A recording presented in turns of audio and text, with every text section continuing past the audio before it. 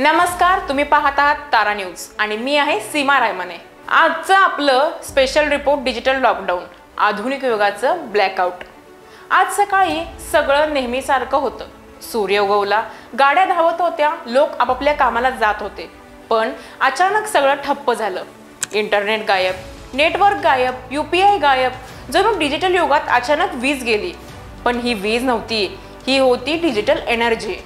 आणि हीच हरवल्यामुळे संपूर्ण शहरात गोंधळ माजला।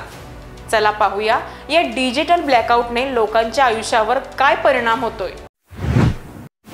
फोन हातात घेताच अनेकांना जाणवलं नेटवर्क गायब, इंटरनेट बंद। मग काय, शहरभर धावपळ सुरू झाली।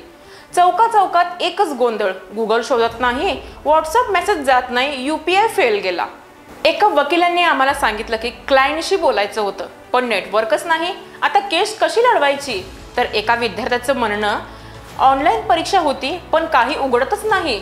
ऑफिसमधल्या डिजिटल टीमने तर अक्षरशः हात टेकले। मॅनेजरने निराश, अकाउंटंट हताश। ऑनलाईन मीटिंग्स बंद, मेल्स येईनात आणि कामकाज थांबलं।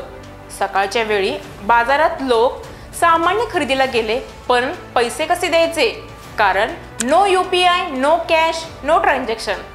फेसबुक नाही, इंस्टाग्राम नाही, स्टेटस नाही, रील्स नाहीत। जणू सगळ्या सोशल मीडियाचा ब्लॅकआउटच। तरुण वर्ग गोंधळून गेला। स्टोरी टाकायची होती पण इंटरनेटच नाही। काहीने तर गॅलरीत जाऊन आकाशाकडे पाहिलं। शक्य आहे का? उपग्रहांनी आपल्याला सोडून दिलं। मित्रांनो, हा डिजिटल लॉकडाऊन काही तासांचा होता, पण जरा विचार करा, उद्या असं कायमचं झालं तर? त्यामुळे ऑफलाईन जीवनाचा सराव करा, हातात थोडीशी कॅश ठेवा। तंत्रज्ञानाच्या पलीकडेही जीवन आहे, ते जगायला विसरू नका। तर होता आजचा स्पेशल रिपोर्ट डिजिटल लॉकडाऊन। अजूनही आपण तंत्रज्ञानाच्या आहारी गेलो आहोत का? त्याच्या पलीकडेही जीवन आहे। तुमचे विचार आम्हाला कमेंट्समध्ये जरूर कळवा। असेच नवीन व्हिडिओ पाहण्यासाठी पाहत राहा फक्त तारा न्यूज।